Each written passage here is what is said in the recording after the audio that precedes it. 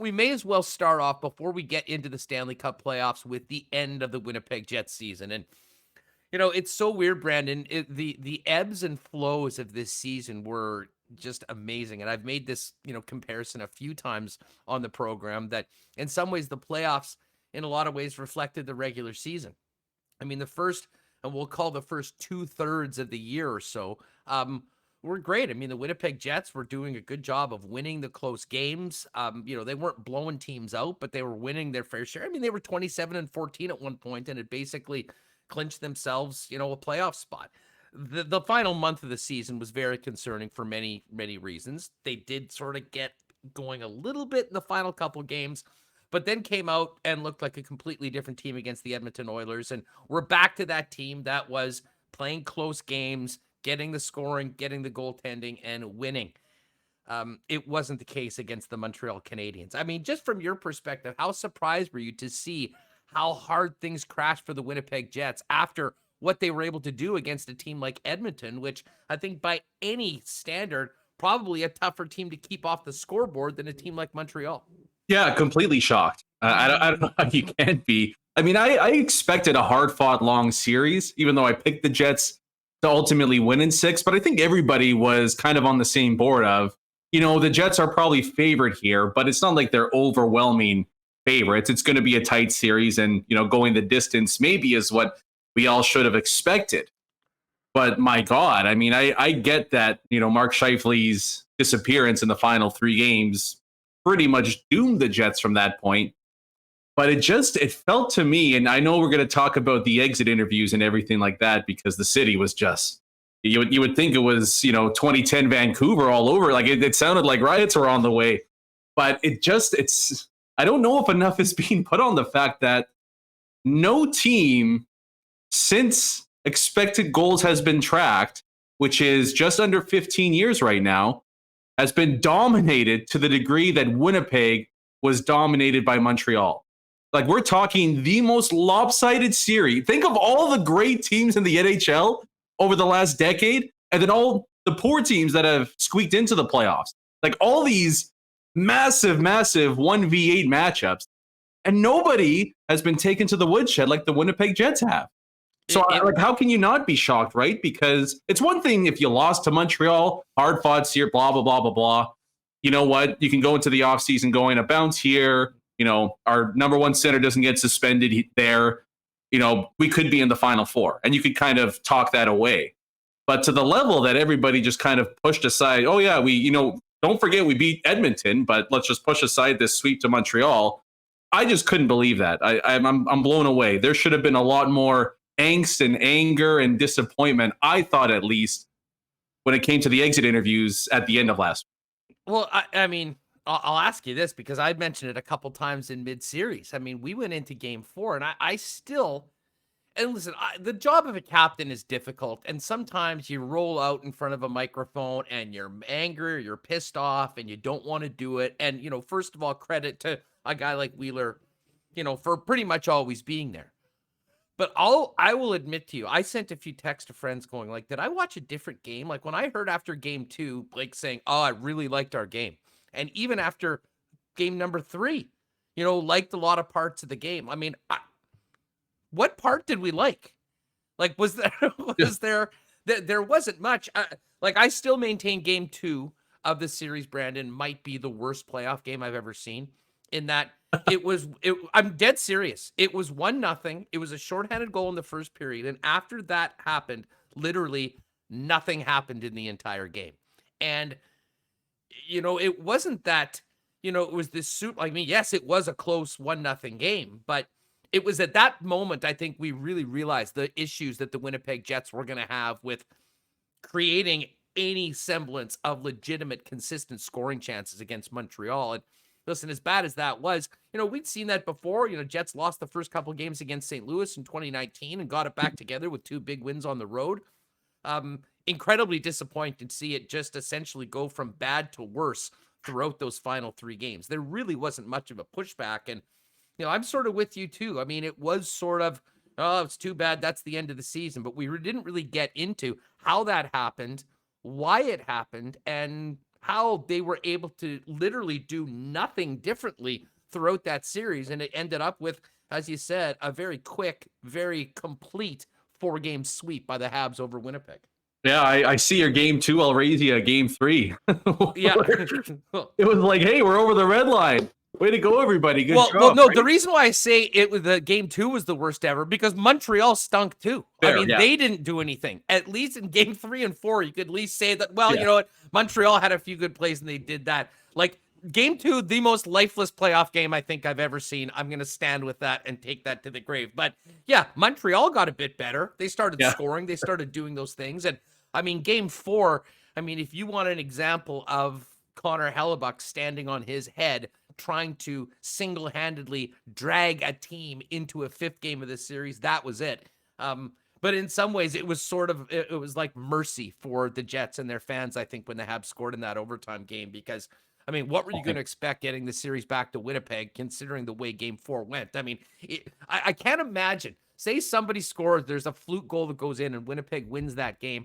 I mean, what are the guys saying after that game? Yeah, we're back in the series. I mean, it was probably it was tough. But you know, listen, I don't want to spend, we've spent enough time sort of talking about, yeah, they got pumped. It was bad. But what are the big takeaways for you out of that? Because I mean, I'll be honest, I had a lot of optimism going into that series because a lot of the things that we said that they had to do if they want to expect to win, they did against the Edmonton Oilers. And listen, I get losing Scheifele was huge, and I think we really saw live and in color just how important Dylan DeMello was in his absence. But what are the takeaways from that series, Brandon, for you? Because you're right. I mean, we can't just ignore the way things happen because I think if you do, you just will repeat those same mistakes going forward. Yeah, no, I totally agree with you there. I think it would be totally understandable. And I think a lot of Jets fans would be okay with the loss, even if it was in 4 games. If Scheifele goes out and you lose a couple 1-0, 2-1, but super hard fought battles, there's not a lot of ice out there, but the Jets battled their asses off. You know what I mean? I think people would have been okay with that because everybody knows that you take any team's number 1 center out of the lineup, scoring is going to be at a premium, especially when your next best offensive player is dealing with not an upper or a lower body injury, but a body injury because Nikolai Ehlers had everything broken, it sounded like, by the time 4 games against Montreal came to an end. But all the good things, the adherence to structure, the back pressure from the forward, the working as a 5-man unit, all the little things that are kind of mandatory to be a difficult team to eliminate in the playoffs, it just went away at the drop of a hat. It just went completely away for no real reason either, right? Like that should be kind of the baseline of what you get out of a team come playoff time. And it was that, like you said earlier, the reversion to that 7-8 game losing streak, the way they played through large chunks of the regular season. And I just don't have a good answer for you. It's unacceptable. It should be unacceptable. And that should be the major focus in terms of changing things going into next season. Didn't sound like that was the case at the end of the exit interviews, but I mean, that's another thing. But what stood out to me, at least from a player personnel standpoint, and this isn't necessarily an earth-shattering revelation, but this team just needs a major injection of skill on the blue line. They had nothing. They had nothing. They could not break the puck out against Montreal if their lives depended on it. And thank God they didn't beat the Canadiens because it would have been even worse against Vegas in the Final Four series because they're an even more tenacious forechecking team. So look, I get the size argument on defense, and I don't necessarily discount that either. But to me, the biggest focus is how do we inject guys that can move the puck? Because with all the faults on this team, there is still a real impressive group of forwards up front. And to me, the number 1 goal should be how do we get them the puck the quickest and transition from defense to offense? That, like, if it's big guys, great.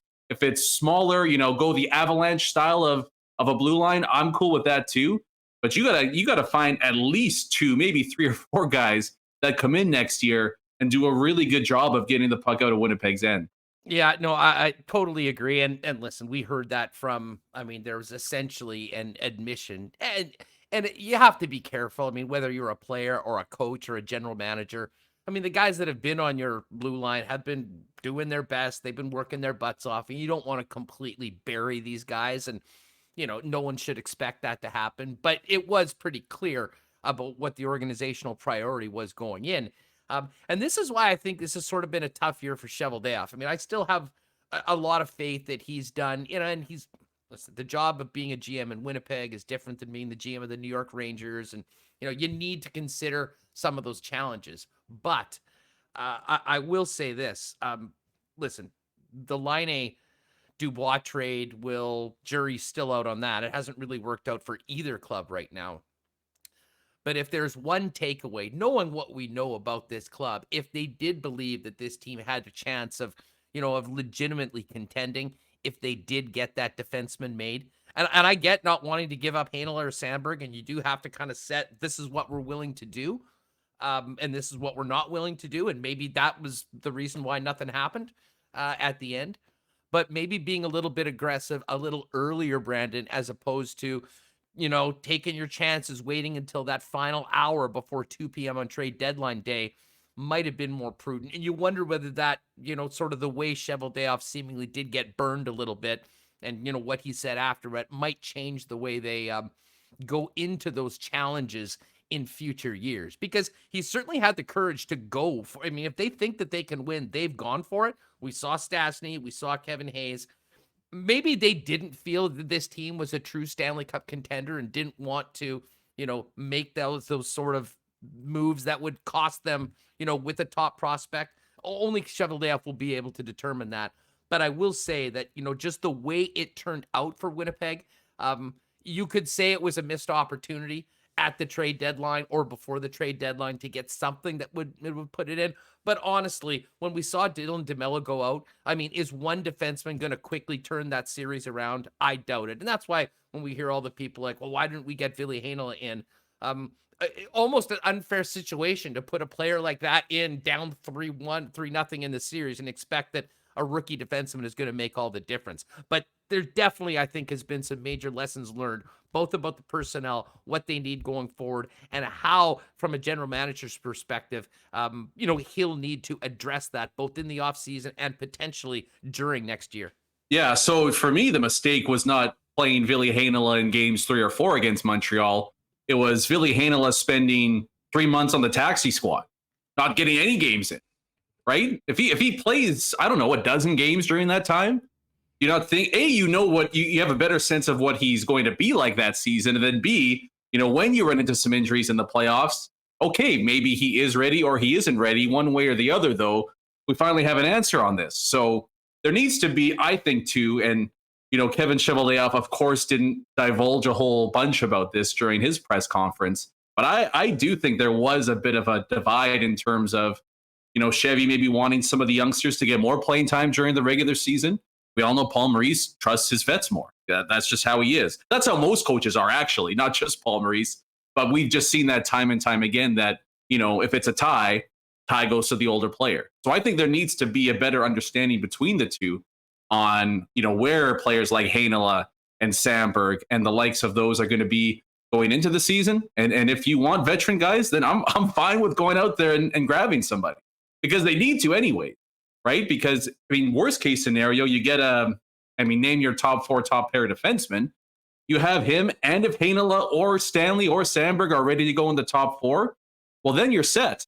Then at that point, you become stacked on defense, right? But it just felt like they were kind of in between two different minds, right? Where, it sounded like Chevy wanted to give the youngsters a chance, but Paul Maurice wasn't willing to do that. And I think once it got into the postseason, it screwed them a little bit, because you don't really have an option at that point, because Ville Heinola had played, I think, 2 games in the span of 2 to 3 months. So that's going to be the big thing, I think, to focus on in terms of the youngsters next season. Obviously, I think we all know there's going to have to be at least one quote-unquote big name brought in on the blue line.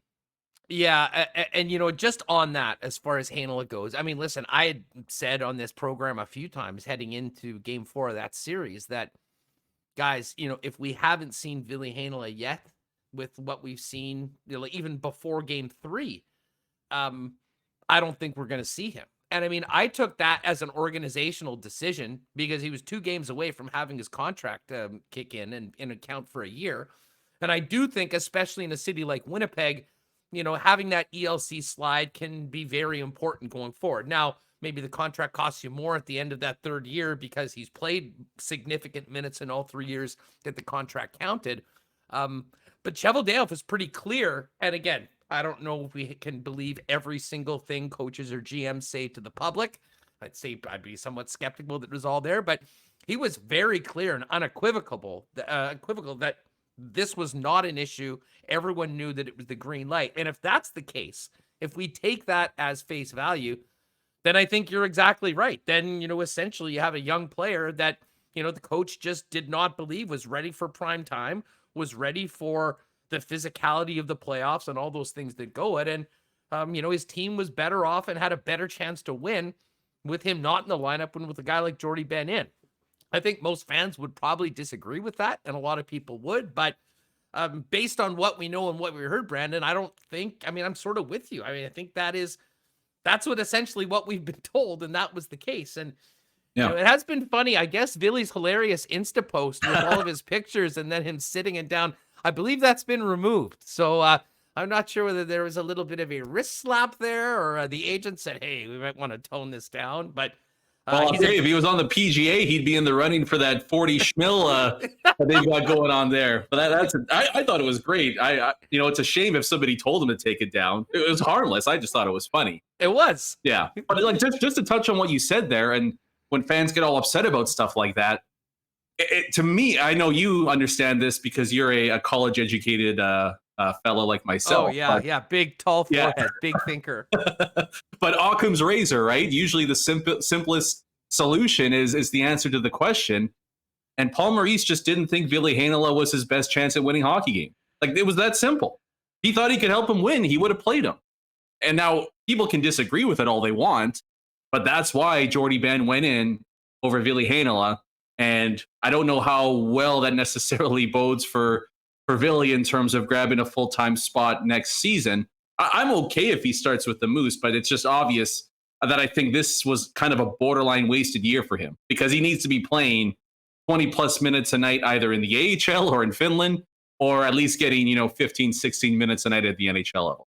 Yeah, Brandon Reuwcki with us. Check out his podcast, Skates and Plates, talking Jets, talking NHL, talking food, and much more fun stuff. You can find that at your favorite podcast feed. Reuwcki, how many Jets played their final game in game number 4 with Winnipeg? I like that question. We're just talking about the free agents. You got on the 4th line, Thompson and Lewis, Matthew Perreault, Paul Stastny up front. Andrew Kopp is, of course, a RFA. Mason Appleton potentially could be exposed in the expansion draft. And then from the blue line, you've got 4 defensemen that would all be in the mix to be protected. One of those, unless a deal's done, has to be exposed. And then some other free agents. We could see, I would imagine, some pretty significant turnover. And I don't know, after the way they played against Edmonton, you would think maybe a bunch of those guys would be back, but I don't think there's a single player that really made a great case in the Montreal season that they have to be back with this Winnipeg Jets team next season if they don't already have a contract. Agreed. But I'm okay with Paul Stastny coming back. I've been the unofficial president of the Paul Stastny fan club. I imagine that's a 1-year deal, and then what the cat, I don't know, 3-4 mil from 6.5. Mm-hmm. So yeah, I do think that the Jets and Paul Stastny come to agreement on a 1-year deal. Although with Colorado beckoning as well, maybe he returns to his original team there. But I just get a good feeling. I think him and Blake Wheeler are good buddies too. But I think Paul Stastny takes another kick at the can here in Winnipeg. Other than that, man, I don't know if any of the free agents come back. Chevy didn't really sound overly enthused about Matthew Perreault returning, and maybe that's reciprocated on the other side of it too. So I don't imagine him coming back, although he had a hell of a season as kind of a 4th line, 3rd line tweener. So, I understand from a cap perspective letting Matthew Perreault go, but they're going to have to find somebody to fill his shoes because he was a really, really effective player this year. I do wonder too, even when you talk about Kopp and Appleton up front, because all the talk has been DeMello, Stanley. Who do you keep? Who do you protect? Who do you expose? I honestly wonder if I'm Seattle and if it's, say, Mason Appleton exposed, I'm taking Mason Appleton over those two guys because I don't know how many effective forwards are going to be available, right? So I wonder, and this is a decision that Chevy and company are going to have to make. Obviously, Andrew Copp is the more productive player right now, but he's also going to have a higher cap hit, and you have to play that game. I do wonder if we see a potential trade of either one of those two, knowing that you might lose them for nothing anyway. So why not recoup some draft value or maybe use that as a package to get a defenseman? I wonder if we see a bit of a switch up amongst the forwards this year. And we can't forget either that, Andrew Copp unfortunately had to go to arbitration with the Jets the previous summer, and Overcharge and company don't have the rosiest relationship with Kevin Cheveldayoff. And, I looked this up a little while ago, but I think it was 85% of players that went to arbitration with their team over the past 5 or so seasons were playing with a different team just a couple years after that. So realistically, it's more likely than not that Andrew Copp finds a different destination. We'll see if that's, leaving in free agency in a couple years, or if maybe the Jets jump the gun a little bit early, try to get some draft picks back and maybe move him so they can protect Mason Appleton. Yeah, it's fascinating, the Jets situation for the expansion draft. I mean, I haven't spent enough time looking at, sort of the projected list from the rest of the league, and that is something that we'll get into over the next few weeks before they have to make their selections. I am still steadfast that Logan Stanley is a Winnipeg Jet next year. But listen, I've said before, listen, if you had to expose DeMello, you do it. I'm less just from what we saw in the Montreal series. And it was weird because it was easy to say all that this year when DeMello was playing on the third pairing for a good period of time. But I think we really saw how important he is to the Winnipeg Jet blue line, at least as it's currently constructed right now, when he wasn't there playing with Josh Morrissey in that series. Now, I still don't think, I can't imagine a scenario where the Jets just say, you know what, we're fine with losing Logan Stanley and we leave him available. But I'm also now thinking it's more likely that Dylan DeMello is also in that. I don't think there's any possibility that Morris or Pionk are available.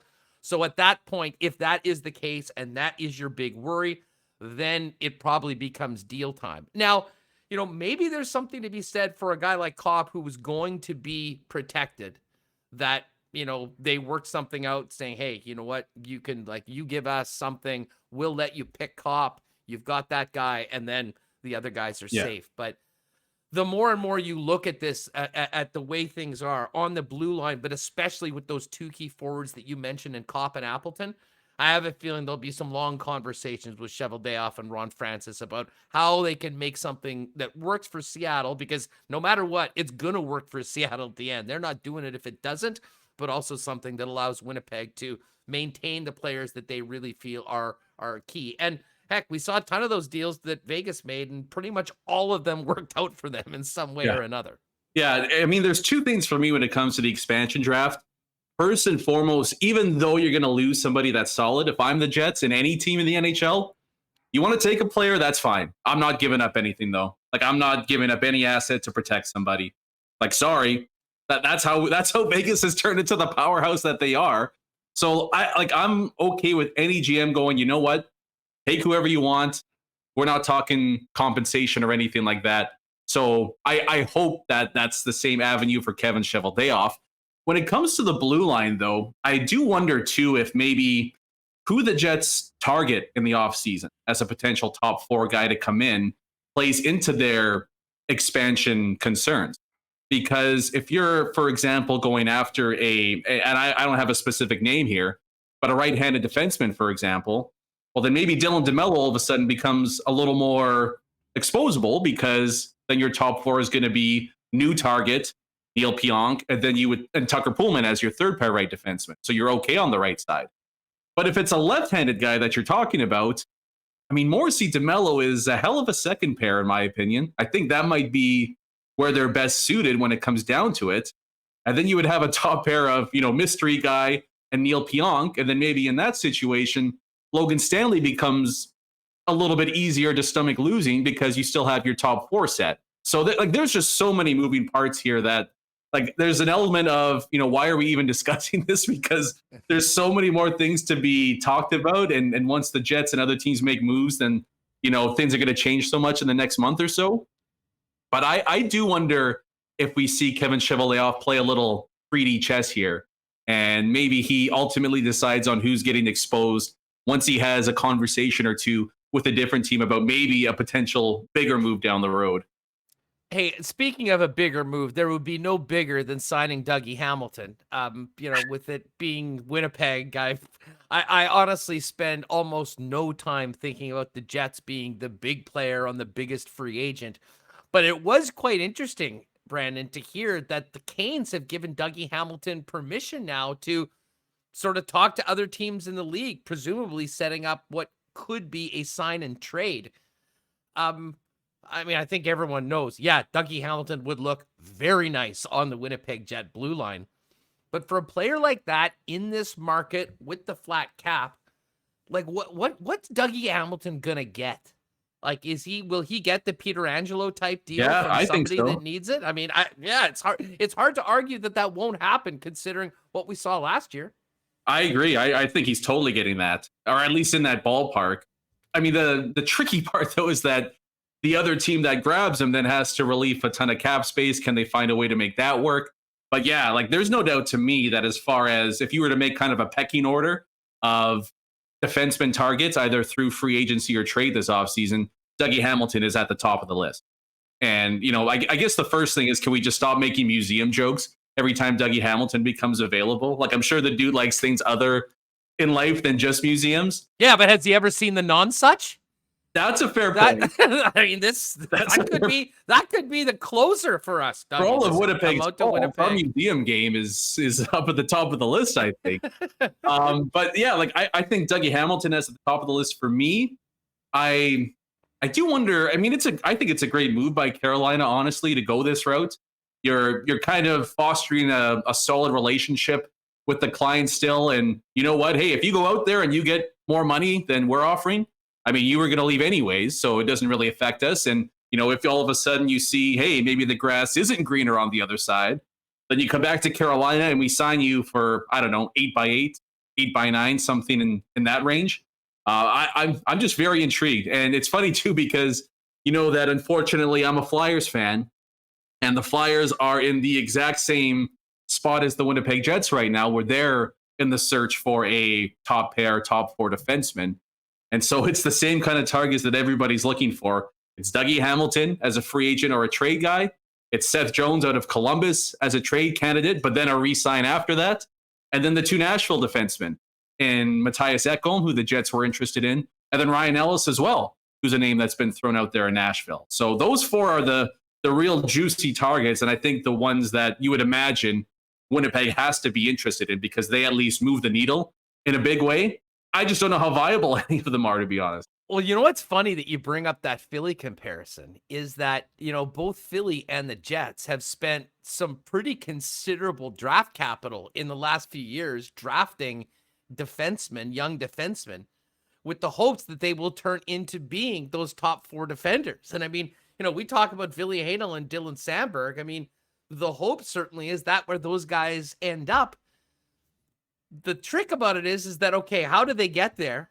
Like, where do they play in the meantime? And if you go and spend a big chunk of your cap on a big player that, helps you right now, well, in 2 years on your 6 or 7 year deal with this guy, are they still in the position that you signed them for? And are there younger, cheaper players that are ready to take their spot? And that is very difficult for GMs who are not only trying to plan for the long-term viability of the team and making them win, but also in some markets more than others have a real gun to their head urgency to make things work now, because you might not have that opportunity in 2 or 3 years to see the fruits of all your great drafting come to the lineup. Yeah, and I think Winnipeg's there 100%. Like, I don't want to say wasting necessarily, but how many more years of Connor Hellebuck being Dominic Hasek light are we going to waste here? Well, you've got 3. You got 3 to figure it out because, nothing's guaranteed after the end of that 6-year deal. And right now, there's 3 more seasons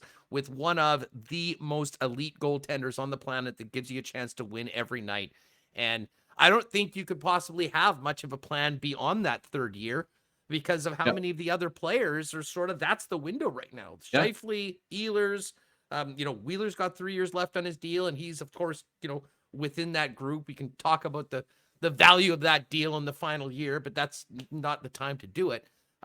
It's basically 3 years right now. And if you don't think that these guys can come in and have a real impact this year, I think you owe it to those players, to be honest with you, as well as the organization that's leading up to this, to give yourself the best chance to, take that big step forward. And who knows, maybe that does mean one of those guys get traded, even though the team has apparently up until now been loath to part with one of those prospects. Yeah, but you just can't argue with at least what Vegas has done, right? Where Vegas is like star player here, star player. We just want elite talent. And they're throwing everything away, and look where it's gotten them, right? 3 conference finals appearances in 4 seasons. So I just think the time is now. And if it costs you somebody pretty impressive in your pipeline, then you just have to deal with it. Now, the other part of this equation too, though, is one guy enough, right? Is one big ticket defenseman enough to push this team into, I don't even want to say like Colorado territory, but maybe even just a level below that, I think is somewhat reasonable. But like if you acquire Matthias Ekholm on his own, where does that push the Jets in terms of the power rankings in the NHL? Or are we talking a couple of significant moves on the blue line? And that's not even taken into account, is the coaching staff the correct group to lead this team? And is the forward group the right mix to have up front, and then what it takes to win a Stanley Cup? So that's what I'm intrigued the most by, not just necessarily who's going to be the target, but is one enough? Is this one going to be good enough to take down a Colorado or, even a St. Louis if you go back into the Central next year? Well, and that's exactly where they're going. It ain't getting any easier, that's for sure.